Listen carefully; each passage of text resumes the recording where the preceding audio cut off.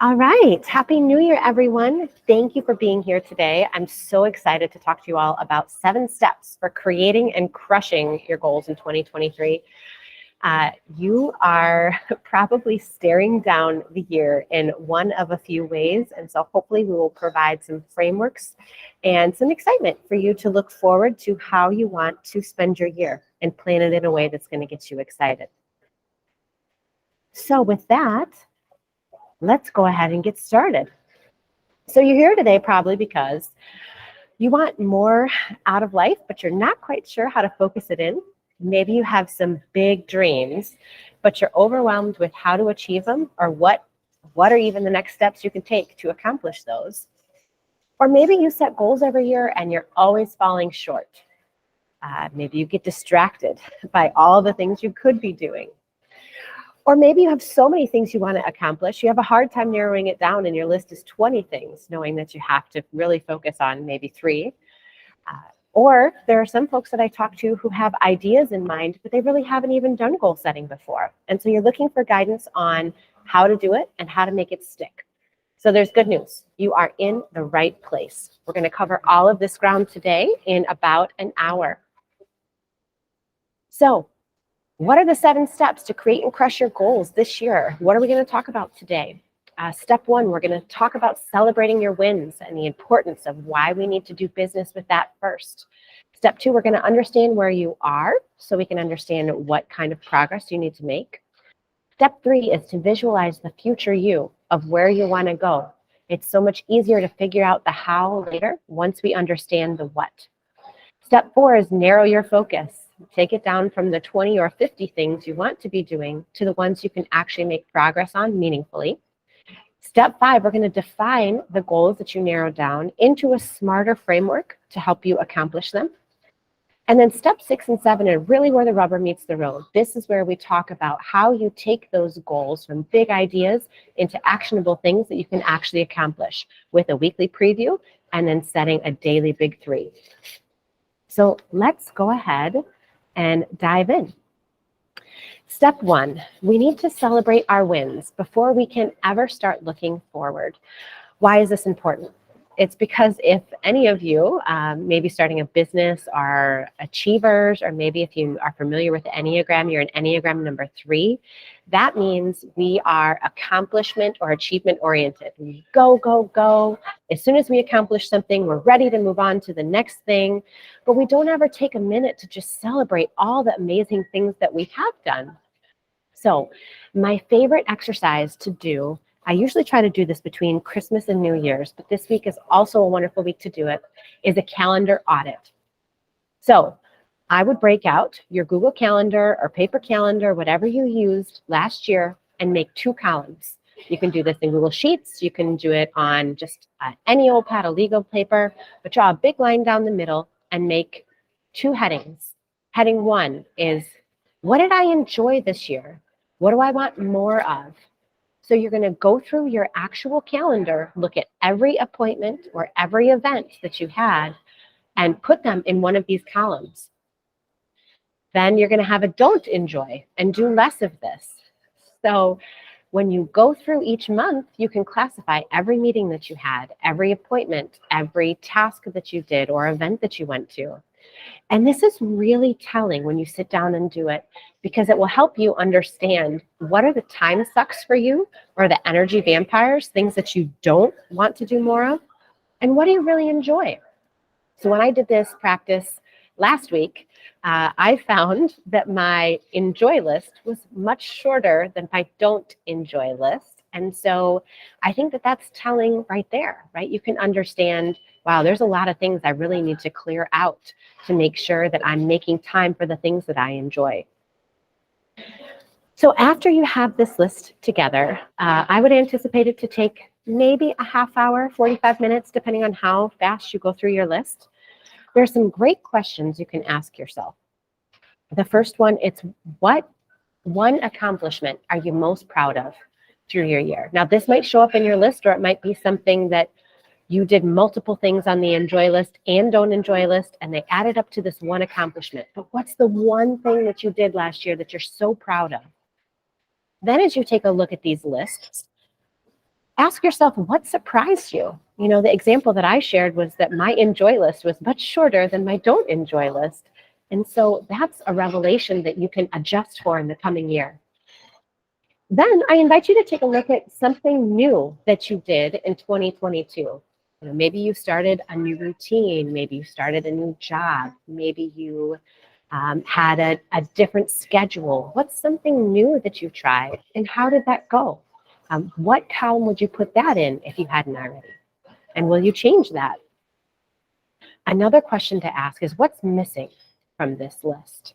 So a lot of us only schedule the things that have hard timelines, and we don't schedule all the tasks that we do or the projects that we do. So what did you do in the in-between? What did you do to fill the white space between the things that actually took up your calendar? Or don't you remember? If you don't remember, it's really a good opportunity to sit down and observe your next week and see what you do in between. So one of the things I notice when I ask myself this question is that my white space is sometimes filled up with more social media scrolling than I really hope for. And gosh, what could I be doing more mindfully with that time than wasting a half hour on Facebook after I send the kids off to daycare in the morning? So the final question then I invite you to ask is, what do you need to add this year? So you look at the list, you know what you enjoy, you know what you don't enjoy. What sorts of things could you add to the enjoy list for this year so that when you do your calendar audit at the end of 2023, your enjoy outweighs your don't enjoy, and you're happy to see a lot more of the enjoy things here. So some examples of what might be in this list. My enjoy list includes things like taking a weekend with my girlfriends, or taking an afternoon and going to a winery with my husband, just unplug and get some time away from the kids to reset. Sometimes my enjoy list includes just getting 10 minutes to read a book before I go to bed. Another thing I did this year that I loved was I quit my full-time job to go after my own business. That's an enjoyment, be my own boss.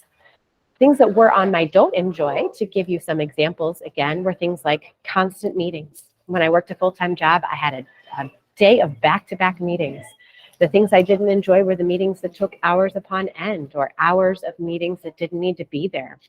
I didn't enjoy spending 3 hours catching up on email at night. So whatever your enjoy are, make sure that, again, you're mindful of what makes it to this list so you can be very intentional about what you put on here for 2023.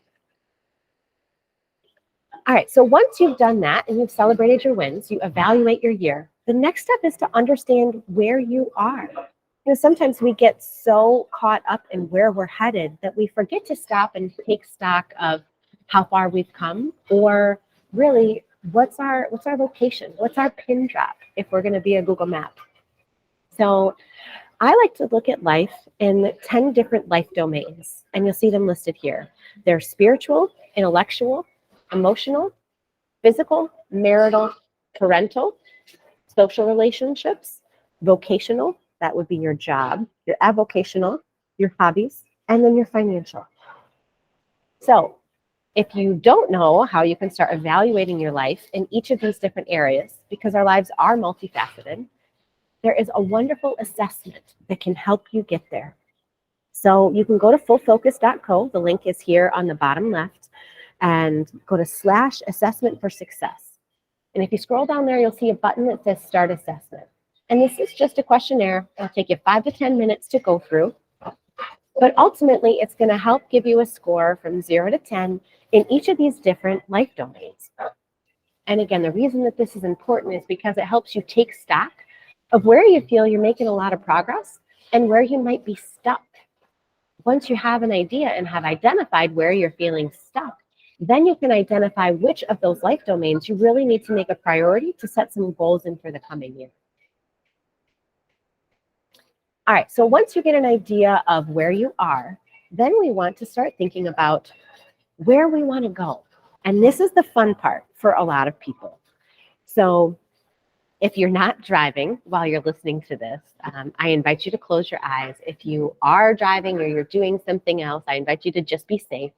But let's just take 5 minutes here and take a breath and dream a minute. So step 3, we really want to visualize who we want to be. So if you were to wake up in your bed on January 1st of 2024, who is this person that you've spent the past year becoming? So many times we're so focused on the goal and the achievement, we don't think about the journey of the things that we're going to do to get there, right? So if you can safely, I'd invite you to close your eyes. And let's start by taking a couple deep breaths. Let's breathe in through our nose and out through the mouth. We'll do this 2 more times. In through the nose and out through the mouth. And 1 more time. In through the nose and out through the mouth.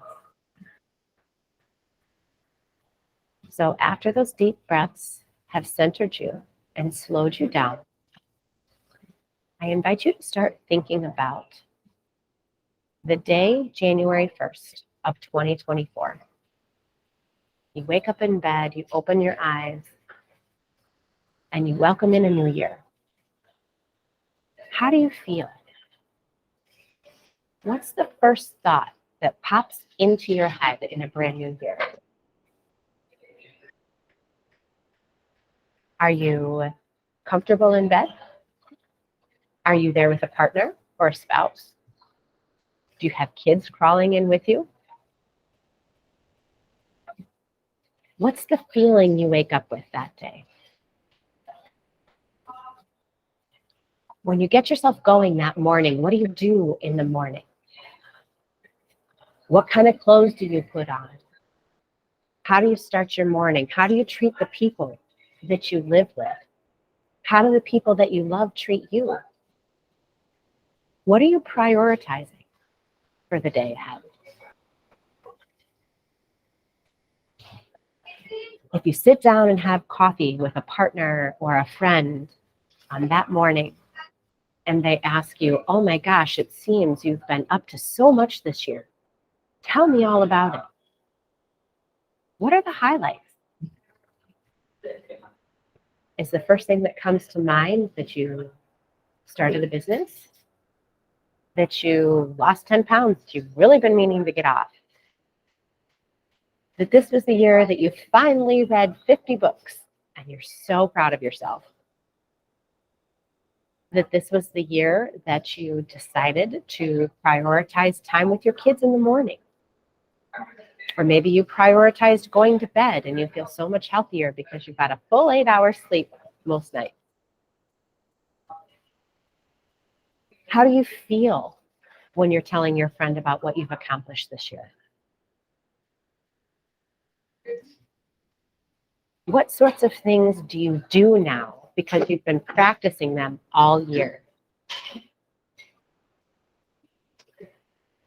What kinds of words would you use to describe yourself since you spent all of 2023 on this journey? Are you driven? Are you more intentional? Are you entrepreneurial? Are you a better mom? Are you a more devoted wife? Are you closer in your relationship with God? Whatever those things are, think about what you would tell your friend. After you leave coffee with that friend, where are you headed? If you could do anything that day, what are you doing? And what do you prioritize?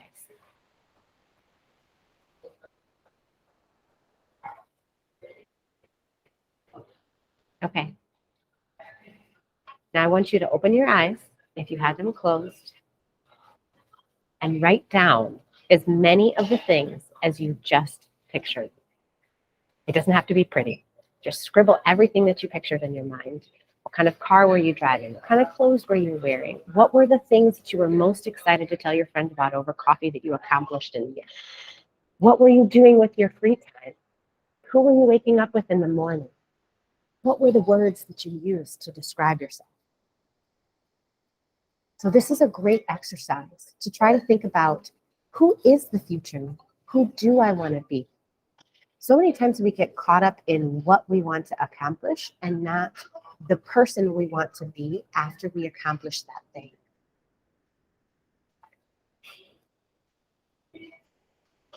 So once you write these things down, and again, feel free to pause this and come back to this at another time.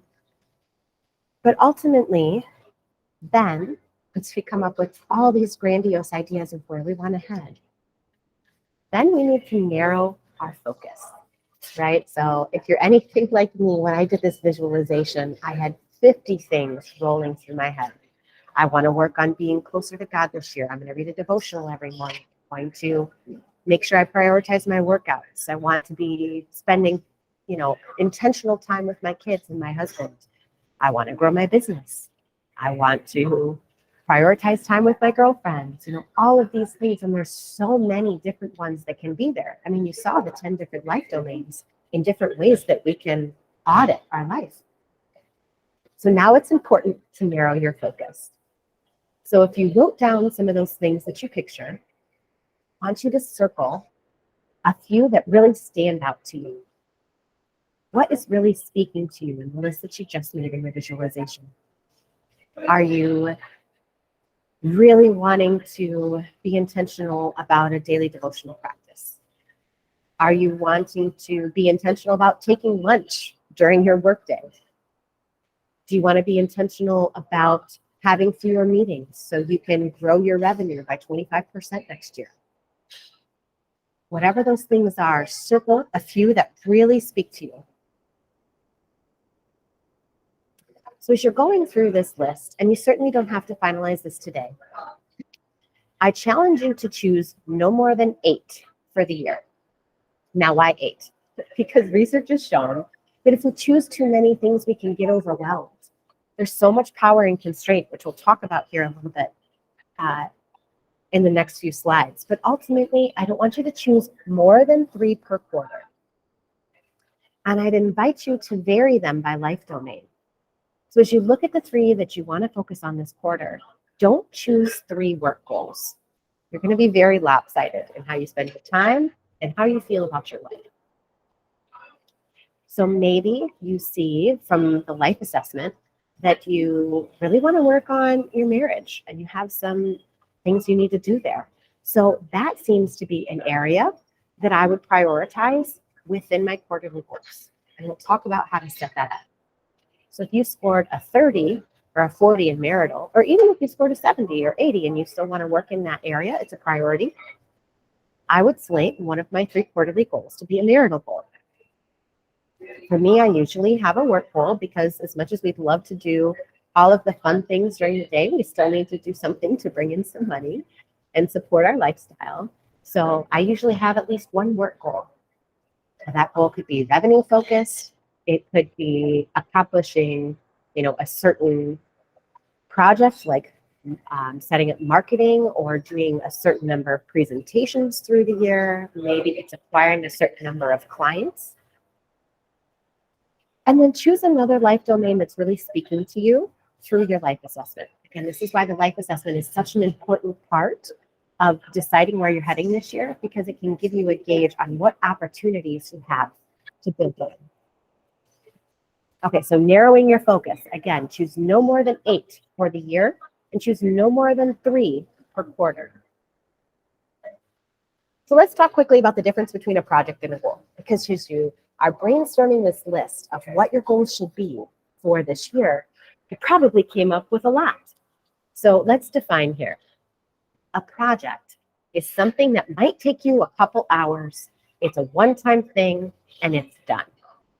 A goal is something that will likely take you longer to build on. It's going to be something that might have a lot of steps or might involve a lot of projects. It's not necessarily 2 hours spent on updating your business card. So let me give you some examples. My project list can get long at times, but I know that my projects aren't necessarily my focus always, but still it's a good thing to keep a project list. So my project list includes things like organize my 5-year-old's closet or find a better organizational system for the toy room.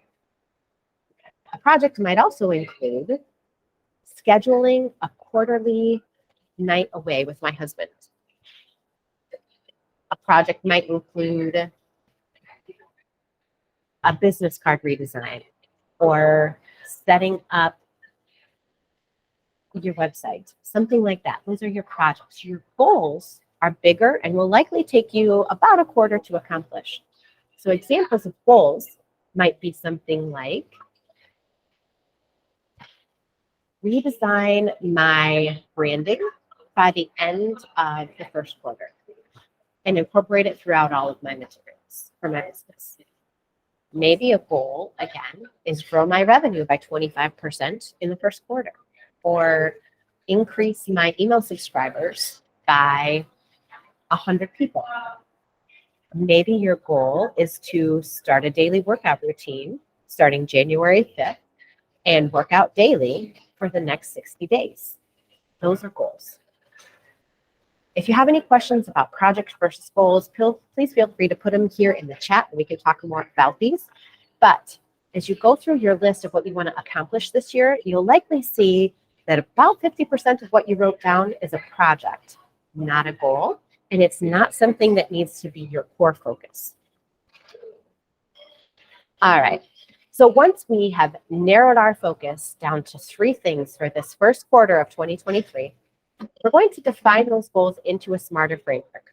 Now, you might have heard of SMART goals in the past. And while that's a great framework, I'm going to build on it a little bit here by using this acronym SMARTER. And we'll dive into each of these areas. First, specific, measurable, actionable. Here's where they change up a little bit. Risky, time-bound, exciting, and relevant. So while we're defining your goals, we're going to write them down in this framework because those that actually write down their goals are 70% more likely to accomplish them. All right, so while you're writing your goals, you want to be specific. So often we are too vague and we're setting intentions that can't really be considered goals. So for example, if you have a business, it might be something like open a new location, launch a new product, increase our revenue. These are aspirations, but they're not very specific, so they don't lead to action. And that's one of the places where a lot of people tell me that they trip up in their goals. They're very good at coming up with a vision, but then they're not very good at finding a way to make that vision become actionable. So that's why the specificity is so important here. So rather than saying something like open a new location or open a new camp session, you might say open a new Windowscape shopping center location or launch a new summer camp session at a new school by June 1st. These are very specific. All right. So once you're specific in what you want to accomplish, then the thing you want to accomplish needs to be measurable. This might be cliche, but it's completely true. You can't improve what you can't measure, right? How do you know that you're improving if you can't see the progress? So quantifying your results actually makes it possible for you to see that progress and see your success. So rather than increase revenue, you'll see here, maybe you want to increase your EBITDA by 1.3 million if you're looking to potentially sell your company. Rather than saying, I want to improve my fitness, you might say, I want to lose 10 pounds by January 31st. So be specific in something and measure it. Next is action. So we want goals that really motivate us to do something, not just be something. So this is like any resume. You've probably heard someone say, use action verbs, something strong that's really going to inspire you. Don't just say, I was being helpful or something like that. I want to be a better mom. I want to be a more connected wife. Use terms like launch, eliminate, create. Something that's not actionable would be something like be, have, become, right? So here's an example. I want to have a new menu for next quarter. Rather, you could say, I'm going to prepare a new winter menu by December 31st. All right, the fourth step here in really defining our goals is making them risky. So in contrast to a realistic goal, a risky one is it inspires you to do something you've never done before. Because remember, we can't get to somewhere we've never been if we keep doing the same things we've always done. So risky prompts you to start searching for additional resources, requires growth, right? You can have the vision and it should scare you a little bit, but it's okay not to know how you're going to get there. We'll talk about the next steps and really figuring out the how. Think about the what. What makes you a little uncomfortable, makes you a little queasy? That's okay. So an example here would be, I want to increase client satisfaction by 2%. Well, that seems marginal. But can you increase client satisfaction by 25%? Can you increase revenue by 50%? Can you double the amount of campers you register this year? Can you sign up 3 new locations? Can you double the amount of clients you find? So find a way to make it risky, and you should feel a little scared about it. That's what makes you stretch. The next one is time bound. So time markers facilitate focus and add urgency. And near-term deadlines actually promote productivity, while distant ones discourage it and actually encourage procrastination, right? So if you say, I want to increase my email subscribers by 100% by December 31st, well, you might write off that goal for the next 3 months because it's a distant dream. So rather than saying, another example here, rather than saying, I'm going to complete a portfolio of client case studies. Well, by when? When can I do that? Here, I'm going to submit a complete portfolio of client case studies by March 31st. Making it time-bound creates urgency and helps you understand that you have a finite window of time to try to accomplish that. We'll talk in a minute about the difference between achievement and habit goals, but habit goals also require that you can include some time in that. So for example, let's say you want to get back in shape this year. Rather than saying, you could make this an achievement goal by saying, I want to lose 10 pounds by March 31st. You can make this a habit goal. So when will you begin? I might say, I want to do this by doing joyful movement every day, whether it's yoga or weightlifting or running, whatever it might be. So when will I begin? I'm going to do joyful movement starting January 5th. Every day. So that's my habit frequency. My time trigger would be in the morning after the kids go to daycare, right? So just find when you're going to do said action and then how long you're going to do it. So the research here is really interesting. You might have heard that it takes 21 days to instill a new habit. But now we're seeing more and more that it's something like 60 or 70 days. And actually that can vary depending on what you're trying to instill, if you have that habit already kind of started, or if you're really completely starting from scratch. So ultimately, we want to make sure that your goals are time-bound in this way, and try to aim for at least 70 completions if you're going to go for a habit. All right, the next one is exciting. Why exciting? And why is this important enough to add smarter, the to the framework? This is because if the goal isn't exciting, it's going to feel like the grind, right? So we want goals that are going to drive your motivation and persistence, even if you hit a wall, even if you hit a hurdle. Because only when your goal commitment is high can you overcome those obstacles rather than writing them off or giving into defeat.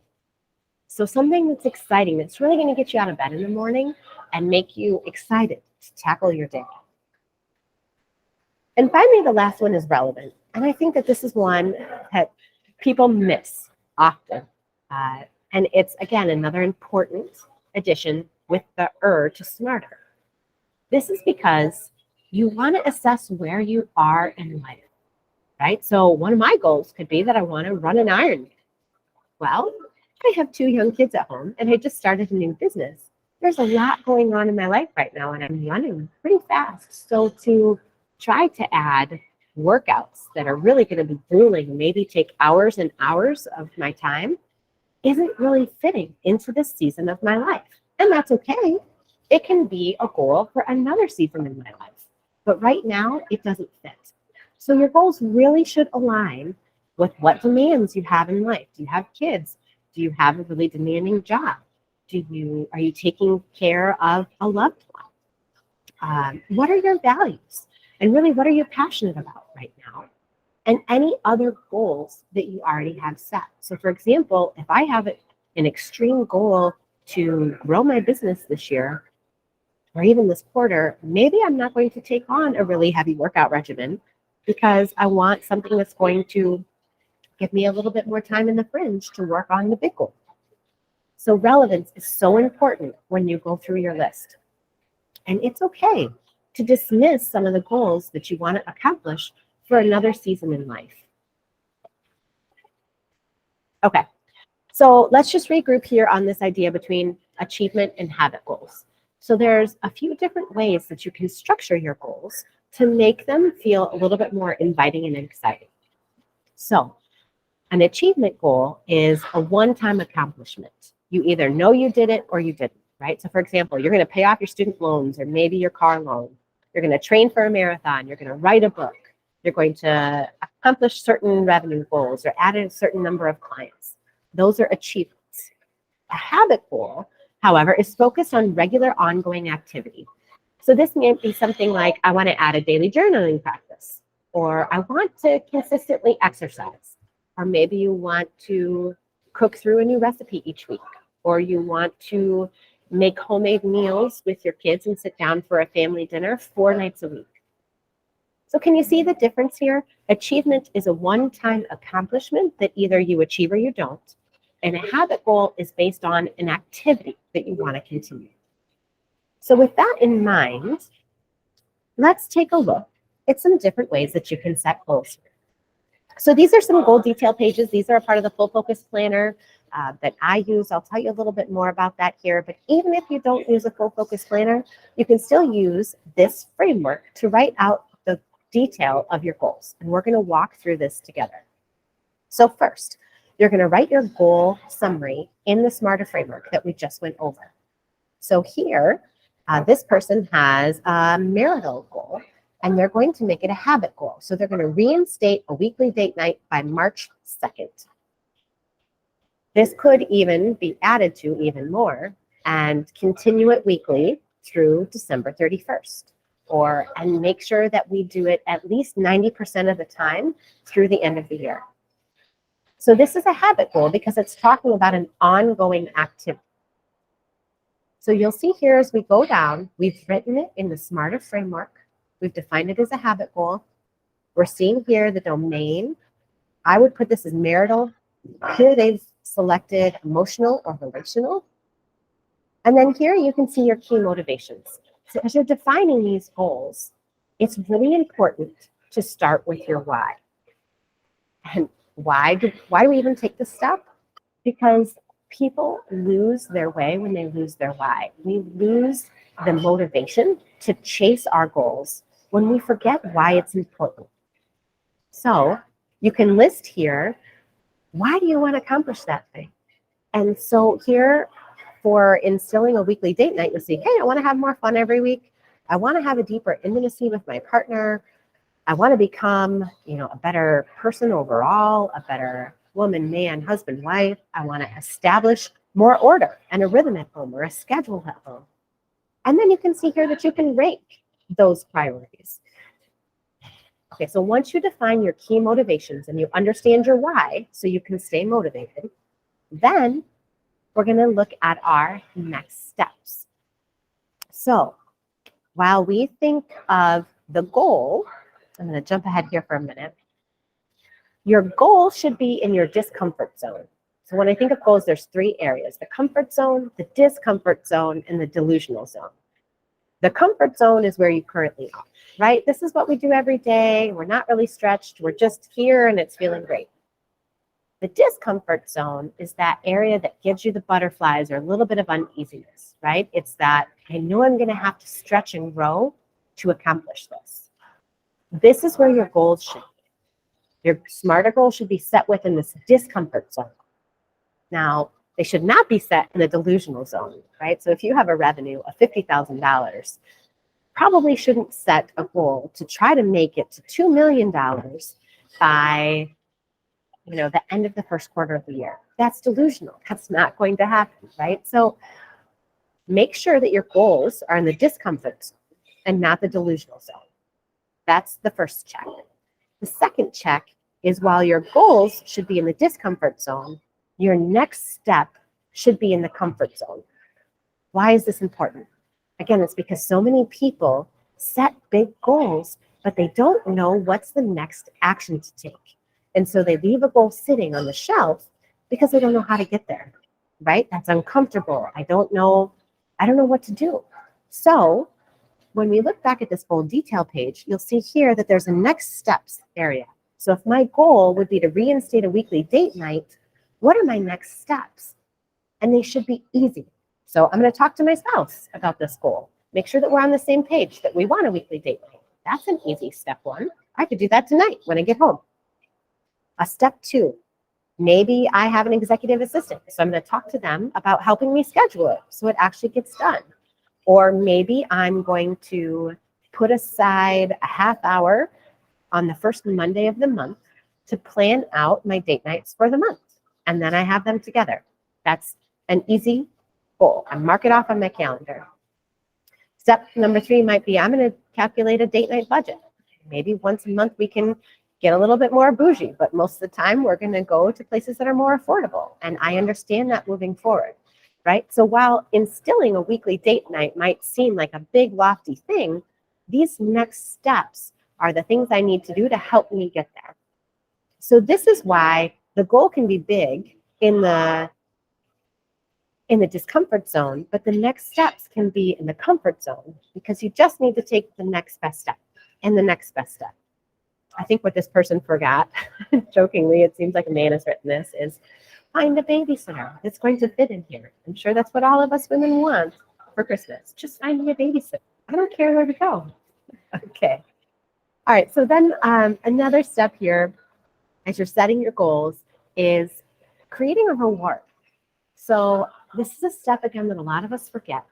We accomplish whatever we want to accomplish, and then we don't reward ourselves. But why is rewarding important? It's because we get this spike in serotonin, this love, in this particular case, especially this oxytocin, by spending time with someone that we love, right? But we also get a hit of this when we accomplish something that we've set out to do. So rather than taking a minute, taking a breath, and celebrating what you've accomplished, if you move right on, you don't get any of the benefits of actually soaking that in. So here, for example, this person's saying the reward is going to be they're going to go on a weekend getaway to Gatlinburg. That sounds lovely. Again, there's a quarterly night away after they've done their weekly. All right, so there's an example of how you might break down one goal. Let's give another. So here, pay off the remainder of my car loan in the amount of $8,000 by August 25th. All right, this is very specific. I'm going to pay off $8,000. It's measurable. I know if I paid it or not. It's actionable. I'm going to pay it off. That's an action verb. It's risky. Maybe $8,000 is a lot of money for me, so I'm going to have to look at how I'm going to do this and change my habits. It's time bound. I'm going to do this by August 25th. It's exciting to not be having this debt looming over me, and it's relevant for this time in my season, or for this season of my life. Okay, so this is an achievement goal because it has a particular accomplishment done by a specific date. The domain of life is financial, clearly here. So what are my key motivations? Again, I want to eliminate stress from being in debt. It seems like a good motivation. I want to have more money in our cash flow. So once I get this done, I'll have more money to spend every month. And then I want to get rid of any extra monthly payments. All great motivations, and you can rank those here.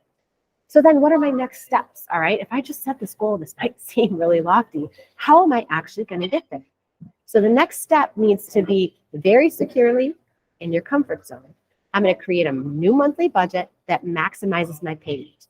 I'm going to see what areas I'm spending money in that I could cut back on, that I could move that money into this payment. I'm going to determine how much extra I can put toward that loan. And then I'm going to schedule the days that I'm going to make an extra payment in. So maybe I'm going to make my normal payment, and then 2 weeks later, I'm going to make a second payment. And I'm going to put that in so it just auto goes, right? So whatever those next steps are, again, make sure that they are securely in your comfort zone so you accomplish them and you actually take that step. So what's the reward? Here, they're going to have a celebration dinner at a fancy restaurant downtown that they've been looking at. All right? A way to spend some of that money that they won't be spending on a cupcake. So I hope you can see with those examples how you might break down your goals into the SMARTER framework, and then how you can find your key motivations and next steps and rewards to keep you moving toward them. All right, so here's where the rubber meets the road. Now that we've set our goals, which I'd say about 50% of people can get through, then how do you actually make sure you make progress toward those goals? This is a huge obstacle for people. So step 6 is scheduling a weekly preview. What is a weekly preview? A weekly preview is something that you do at the end of each week or the beginning of each week to keep your goals top of mind. So after you've narrowed down your 3 goals and you've put them in your goal detail page or you've outlined them in the SMARTER framework, you're going to look at them once a week. Why is this important? Because so many of us write down our goals and then we forget about them. We get caught into the daily run of life. There's so many things that are going. We get distracted and pulled in 15 directions. And then it comes to March 31st and we forget, oh yeah, we set these 3 big goals. Have we made any progress? Well, no. So looking at your goals weekly and keeping them top of mind is the first step in really making sure that you're making action to those. So this might be writing down your goals on a sheet of paper every Monday morning. Maybe you write them down as if they've already happened. I have increased revenue by 50% in my business. I have grown my email subscribers by 200. I spend 30 minutes every morning in meditation and yoga. Whatever that might be, write down those goals at least once a week. Doing a weekly preview also helps you pair reflection with planning. So I'll show you what a weekly preview might look like here in a minute, but ultimately, the purpose is it allows you to do business with last week. How did you do? You made a plan for last week. Did you follow it? Did you not? Did you get distracted? And then it helps you plan for the week that's coming up. So those 2 pieces are called the after action review, doing business with what you did this past week, and the weekly big 3. What are you going to plan to get done in the next week? So here's an example of what a weekly preview might look like. Again, this is a tool in the Full Focus Planner, but you can just as easily keep this guide and make something like this in a blank notebook that you keep for yourself. So the first thing you're going to do is schedule time to do a weekly preview. So I like to do mine on Monday mornings. I find that on Friday afternoons, I'm running too fast trying to get things done and get out with the weekend, so I don't prioritize it on a Friday afternoon. I do mine first thing Monday morning. And so it allows me to take a minute and be intentional about how I'm going to spend the next week. And you can play with this. So you might do a weekly preview on Friday afternoons to close out your week. Maybe you do it on a Sunday night or a Monday morning. You can see whatever works for you. So the first step in reviewing your week is something called an after action review. So this is actually modeled after the military. So after every mission that they go on in the military, they have an after action review, a debrief of sorts, where everyone sits down and talks about what went well, what didn't go well, what weren't we expecting, what are we going to do differently next time. And that's why our military learns so much. They can take those lessons and they can apply them to the next situation. This step is missing for so many of us because we keep moving in at the pace of 110 miles an hour. We don't have the opportunity to learn from what we did. So the after action review helps you understand how you did. So here you can see you're going to list 3 to 5 big wins from the week. So this person's saying, hey, I set goals for my email list. That's great. I created a new budget and set up a new budget app, or I went out to wine with my girlfriends. That's wonderful. That's a great after action review. These are the things, again, that might be in your enjoy it column in your calendar audit. What are the big wins? This might even be something like, I worked out 5 days in a row. Great. Or I made healthy choices 80% of the time. Great. So then you'll see here, how far did you get on your weekly big three? So each week, this weekly preview will allow you to set what are the 3 big things I need to accomplish. And then after that week, you'll evaluate how you did.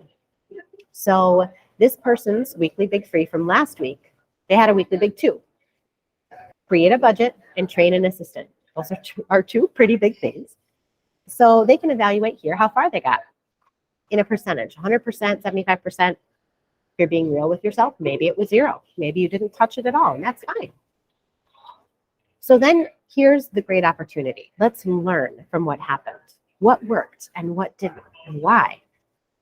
So I scheduled the time to review budget with Gail. Then I knew that I was making progress, right? I had my assistant shadow me. That works because then I don't have to come up with every single thing. They can just see some of these things experientially, right?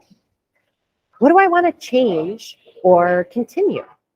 So maybe I love hanging out with my girlfriends and I want to make sure I do that once a week. It really filled up my cup and I want to make sure that that continues to be a part of my week.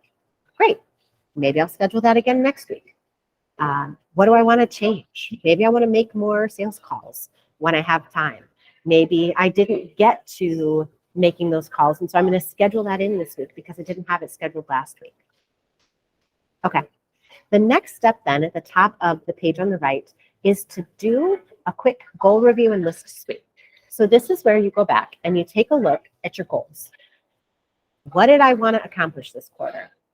Well, I said that I wanted to instill a weekly date night with my husband. Okay, how's that going? What do I need to do next week to make sure that I stay on track with that? Or if my quarterly goal is I want to grow my revenue by $200,000, what am I going to do this week to make sure that I'm taking an action toward that goal? This is also a great opportunity to go through any notes that you took last week to make sure that you don't drop any tasks or important things that you wrote down. Sometimes we scribble a note here, take a note there, but we never really come back to it. So this list sweep is a really great opportunity to kind of go through whatever notes that you took during the week and add them to a task manager, or maybe add them as part of your weekly big 3 this week. You can see here there is an opportunity to track a streak if you're trying to do some habits, so you can do that. You'll also see then that there's a section for rejuvenation. You can do it in this way where you can say, what are the boundaries that I'm going to set to make sure I can show up as the person I want? Or you can look at it in a couple different domains. How do I need to make sure I'm protecting my sleep? How do I make sure I'm protecting my self-care? What am I going to do to make sure my relationships are on track? So I think that this is extremely important because a lot of us are good at making time for our work goals and not good at making time for the goals we have outside of work. So this really allows you to evaluate, how am I going to make sure that I'm keeping the boundaries necessary to make sure I show up as the best version of myself? All right, and then at the bottom, finally, you'll see that there's a way to set a weekly big 3. So if you're setting this on Monday, you'll say, what are the most important things that I accomplished this week? Maybe these are next steps on your quarterly goals, or maybe it's just a project that popped up, right? So here, I'm going to schedule my monthly car loan payments. That was part of my quarterly goals to pay that off. So that's one step toward a quarterly goal. I'm going to continue training my assistant. That's kind of carried over from last week. And here I'm going to brainstorm a new staff initiative with a COO. So that's more of a project. It's not moving me toward my goals, but it's a project that I need to check off the list. So again, always make sure that you are reviewing your quarterly goals every week so you can take at least one step every week to make progress. It also helps if you can map out the week a little bit and kind of take a look at what you're expecting, right? So take a look at your calendar, put down any important meetings that you have. This has saved me many times from remembering, I got to stop working at 4 today so I can pick up the kids and get to dinner with my in-laws. Or I need to, we have dentist appointments next week. I need to make sure I have this time blocked out. And whatever those things are, it's really nice to map it out in this way. When you have a map like this of the week too, you might also map out what a tentative daily big three would be for each day. And we're going to talk about that here a little bit more in a minute. All right. So this is finally step 7 here, not 6, but we're going to set a daily big three. So what does that mean? That means that we're going to choose what are the 3 most important things I need to get done today, right? So like the weekly big three that we just set, now we're going to set one for each day. Why are these important? Well, first, it helps you create daily action toward those goals, right? One of the biggest mistakes people make is they can set these goals, but they don't know the next step to take to get there. So this allows you every day to look at what you wanted to accomplish this week and make sure that you're taking action toward it. There's actually a lot of power in constraint. So one of the pushbacks I get here when we talk about a big 3 or 3 quarterly goals, 3 things to do this week, 3 things to do today is, Jenna, I got to do 20 things today. I can't just do 3. So 2 pieces there. First, there's so much power in constraint. And why? That's because we tend to focus on the easiest things if we have a big list, right? So let's say your list is 10 to 20 things that you need to accomplish today. First of all, that's extremely overwhelming. And secondly, you likely work on the most immediate or easiest tasks first. So that means any high leverage work that you have to do gets completely ignored or pushed into the future. And then your most important priorities never get accomplished. And then you get frustrated because you're not making progress. So then if you think, okay, well, I'm going to do 5 or 6 tasks, right? You're making a dent in that to-do list, but it still feels endless because you feel like you're running at a sprint every day and you're always a step behind. This is where people get exhausted and burnt out. So everyone needs a way to focus your attention on the things that matter most every day, every week, every quarter. And that's where the power of 3 comes in. So when we're setting our daily big 3, there are a few things I want you to think about. Start with your higher level priorities, okay? You can think first about your weekly big 3. So let's say you said you wanted to train your assistant, then a daily big 3 today might be that assistant is going to shadow me in my meetings, or I'm going to train that assistant on how to manage my calendar, right? So you schedule your weekly big 3 by looking at your quarterly, and you schedule your daily big 3 by looking at your week. So you can ask yourself each time, what could I do today to advance one of my big 3? I'm hoping that makes sense for everyone. So with that in mind, I want you to take a look at your to-do list for today. If you've already created one, if you're anything like me, in previous jobs I used to work, my to-do list would span the front and back of a legal pad, or maybe multiple pages of a legal pad. But I would always go to email first because it was the easiest thing to tap, right? And that's what this is going to help you prevent. So as you're choosing what 3 things you need to get done today, I want you to think about this Eisenhower priority matrix. If you've seen this will be a review for you, but if not, this is a really important idea that really helped me shift how I prioritize what I get done. So if you're driving and you're not looking at this, picture a matrix of 4, where across the top you have urgent and non-urgent, and across the side you have not important and important, right? So think about the things that you do and the things that take up your day. So things like answering email. Oh, they're probably, depending on the email, maybe not urgent and not important.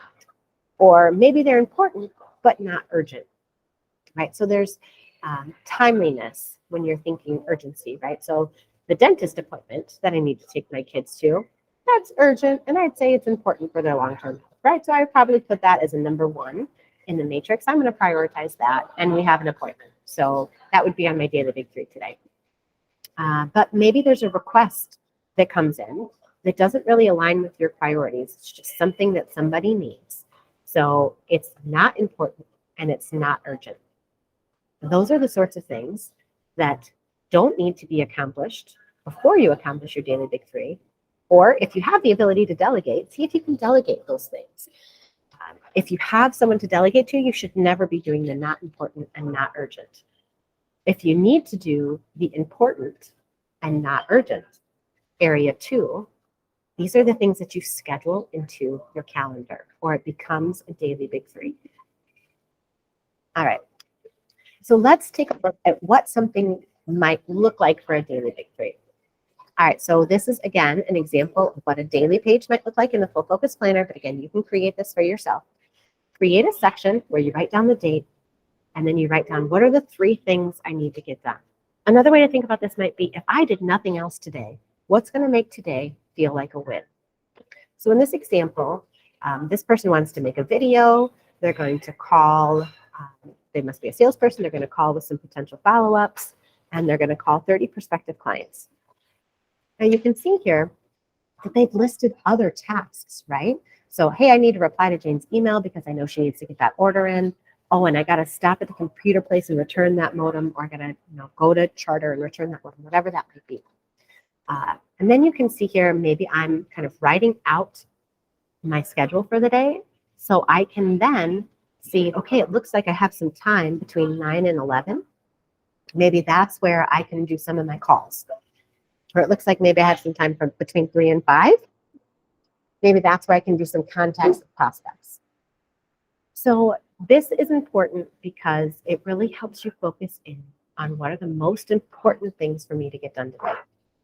And it really helps you eliminate distraction. Now, for those people who say, I have 20 things I need to get done, I still need to keep track of these things, what do I do with those? Okay, well, you can put them in this other tasks area. And after you get your daily big 3 done, you can tackle those things. You're not only going to get 3 things done today, but you only hit those after you've done the important things. Or you put them into a task manager and you review that task manager at a later date. Maybe you keep a running list in something like Monday.com or Trello. You can certainly come back to those things and put dates on them so you've got a better idea of what you need to accomplish and they're not taking up the energy within your brain today. All right.